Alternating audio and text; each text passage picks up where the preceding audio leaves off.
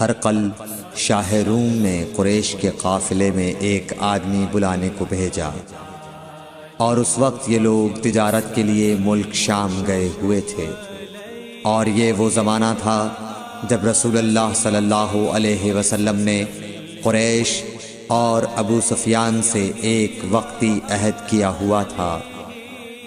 جب ابو سفیان اور دوسرے لوگ ہرقل کے پاس ایلیا پہنچے جہاں ہرقل نے دربار طلب کیا تھا، اس کے گرد روم کے بڑے بڑے لوگ، علماء، وزراء و امراء بیٹھے ہوئے تھے۔ ہرقل نے ان کو اور اپنے ترجمان کو بلوایا، پھر ان سے پوچھا کہ تم میں سے کون شخص مدعی رسالت کا زیادہ قریبی عزیز ہے؟ ابو سفیان کہتے ہیں کہ میں بول اٹھا کہ میں اس کا سب سے زیادہ قریبی رشتہ دار ہوں۔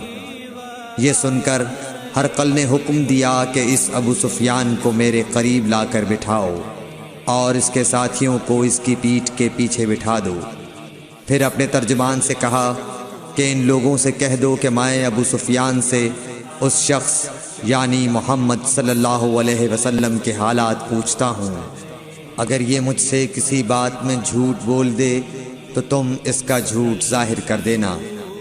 ابو سفیان کا قول ہے کہ خدا کی قسم، اگر مجھے یہ غیرت نہ آتی کہ یہ لوگ مجھ کو جھٹلائیں گے تو میں آپ صلی اللہ علیہ وسلم کی نسبت ضرور غلط گوئی سے کام لیتا۔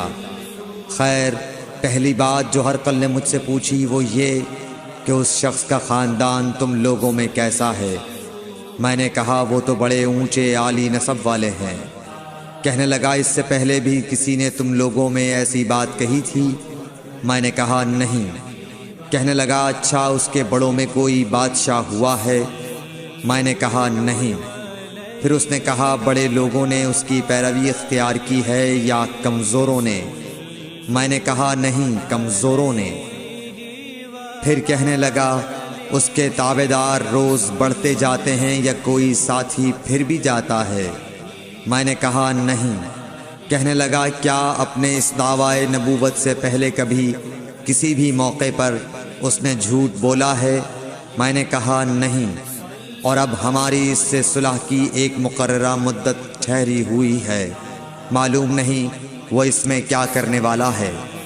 ابو سفیان کہتے ہیں میں اس بات کے سوا اور کوئی جھوٹ اس گفتگو میں شامل نہ کر سکا۔ ہرقل نے کہا کیا تمہاری اس سے کبھی لڑائی بھی ہوئی ہے؟ ہم نے کہا کہ ہاں۔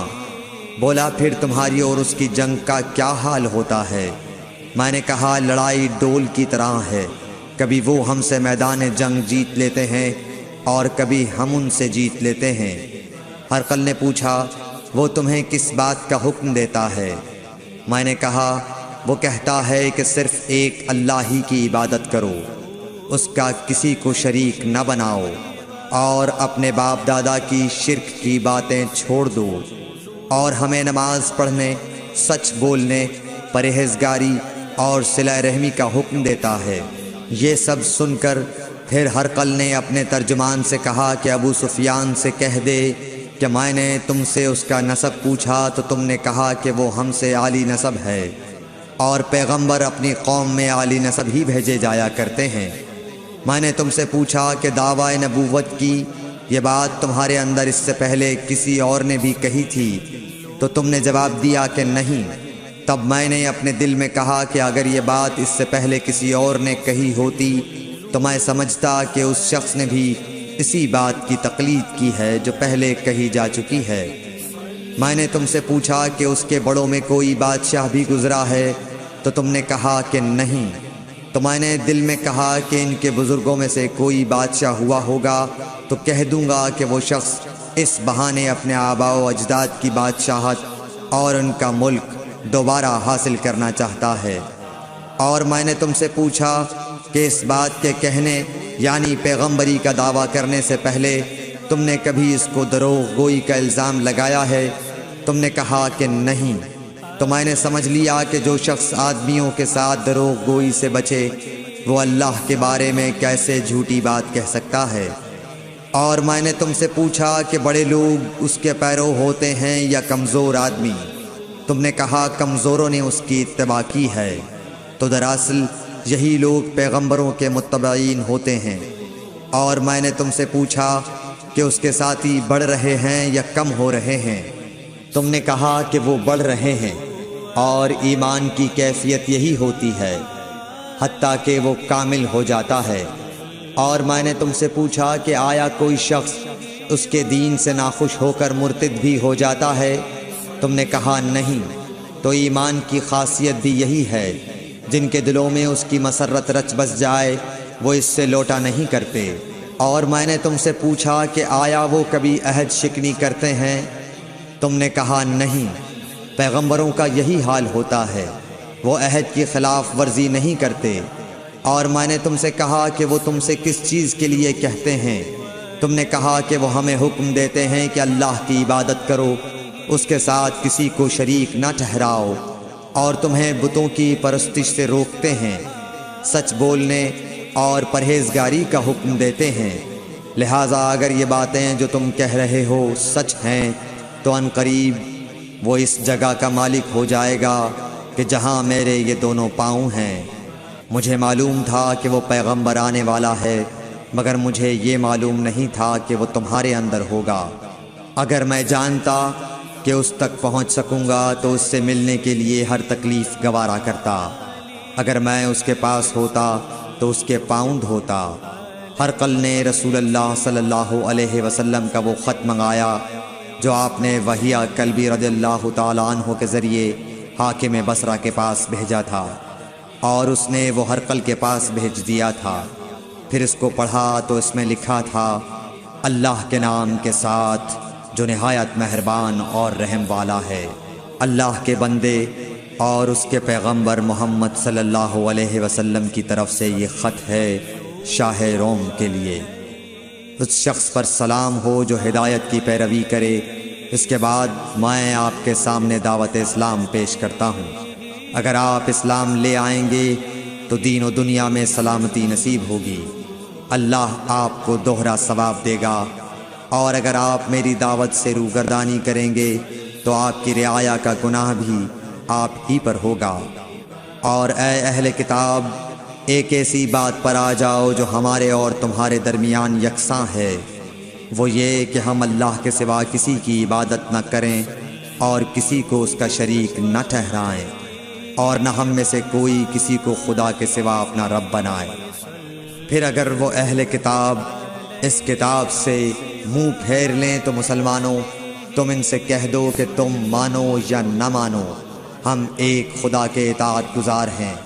ابو سفیان کہتے ہیں، جب ہرقل نے جو کچھ کہنا تھا کہہ دیا اور خط پڑھ کر فارغ ہوا تو اس کے ارد گرد بہت شور و غوغا ہوا، بہت سی آوازیں اٹھیں اور ہمیں باہر نکال دیا گیا۔ تب میں نے اپنے ساتھیوں سے کہا کہ ابو کبشہ کے بیٹے حضرت صلی اللہ علیہ وسلم کا معاملہ تو بہت بڑھ گیا، دیکھو تو اس سے بنی اصفر روم کا بادشاہ بھی ڈرتا ہے۔ مجھے اس وقت سے اس بات کا یقین ہو گیا کہ حضور صلی اللہ علیہ وسلم ان قریب غالب ہو کر رہیں گے، حتیٰ کہ اللہ نے مجھے مسلمان کر دیا۔ راوی کا بیان ہے کہ ابن ناطور ایلیا کا حاکم ہرقل کا مصاحب اور شام کے نصارہ کا لاٹ پادری بیان کرتا تھا کہ ہرقل جب ایلیا آیا ایک دن صبح کو پریشان اٹھا تو اس کے درباریوں نے دریافت کیا کہ آج ہم آپ کی حالت بدلی ہوئی پاتے ہیں، کیا وجہ ہے؟ ابن ناطور کا بیان ہے کہ ہرقل نجومی تھا، علم نجوم میں وہ پوری مہارت رکھتا تھا۔ اس نے اپنے ہم نشینوں کو بتایا کہ میں نے آج رات ستاروں پر نظر ڈالی تو دیکھا کہ ختنہ کرنے والوں کا بادشاہ ہمارے ملک پر غالب آ گیا ہے۔ بھلا اس زمانے میں کون لوگ ختنہ کرتے ہیں؟ انہوں نے کہا کہ یہود کے سوا کوئی ختنہ نہیں کرتا، سو ان کی وجہ سے پریشان نہ ہوں۔ سلطنت کے تمام شہروں میں یہ حکم لکھ بھیجیے کہ وہاں جتنے یہودی ہوں سب قتل کر دیے جائیں۔ وہ لوگ انہی باتوں میں مشغول تھے کہ ہرقل کے پاس ایک آدمی لایا گیا جسے شاہ غسان نے بھیجا تھا۔ اس نے رسول اللہ صلی اللہ علیہ وسلم کے حالات بیان کیے۔ جب ہرقل نے سارے حالات سن لیے تو کہا کہ جا کر دیکھو وہ ختنہ کیے ہوئے ہے یا نہیں۔ انہوں نے اسے دیکھا تو بتلایا کہ وہ ختنہ کیا ہوا ہے۔ ہرقل نے جب اس شخص سے عرب کے بارے میں پوچھا تو اس نے بتلایا کہ وہ ختنہ کرتے ہیں۔ تب ہرقل نے کہا کہ یہی محمد صلی اللہ علیہ وسلم اس امت کے بادشاہ ہیں جو پیدا ہو چکے ہیں۔ پھر اس نے اپنے ایک دوست کو رومیہ خط لکھا اور وہ بھی علم نجوم میں ہرقل کی طرح ماہر تھا۔ پھر وہاں سے ہرقل حمص چلا گیا۔ ابھی حمص سے نکلا نہیں تھا کہ اس کے دوست کا خط اس کے جواب میں آ گیا۔ اس کی رائے بھی حضور صلی اللہ علیہ وسلم کے ظہور کے بارے میں ہرقل کے موافق تھی کہ محمد صلی اللہ علیہ وسلم واقعی پیغمبر ہیں۔ اس کے بعد ہرقل نے روم کے بڑے آدمیوں کو اپنے حمص کے محل میں طلب کیا اور اس کے حکم سے محل کے دروازے بند کر لیے گئے۔ پھر وہ اپنے خاص محل سے باہر آیا اور کہا، اے روم والو، کیا ہدایت اور کامیابی میں کچھ حصہ تمہارے لیے بھی ہے؟ اگر تم اپنی سلطنت کی بقا چاہتے ہو تو پھر اس نبی صلی اللہ علیہ وسلم کی بیعت کر لو اور مسلمان ہو جاؤ۔ یہ سننا تھا کہ پھر لوگ وحشی گدھوں کی طرح دروازوں کی طرف دوڑے مگر انہیں بند پایا۔ آخر جب ہرقل نے اس بات سے ان کی یہ نفرت دیکھی اور ان کے ایمان لانے سے مایوس ہو گیا تو کہنے لگا کہ ان لوگوں کو میرے پاس لاؤ۔ جب وہ دوبارہ آئے تو اس نے کہا، میں نے جو بات کہی تھی اس سے تمہاری دینی پختگی کی آزمائش مقصود تھی، سو وہ میں نے دیکھ لی۔ تب یہ بات سن کر وہ سب کے سب اس کے سامنے سجدے میں گر پڑے اور اس سے خوش ہو گئے۔ بالآخر ہرقل کی آخری حالت یہی رہی۔ صحیح بخاری حدیث نمبر 7۔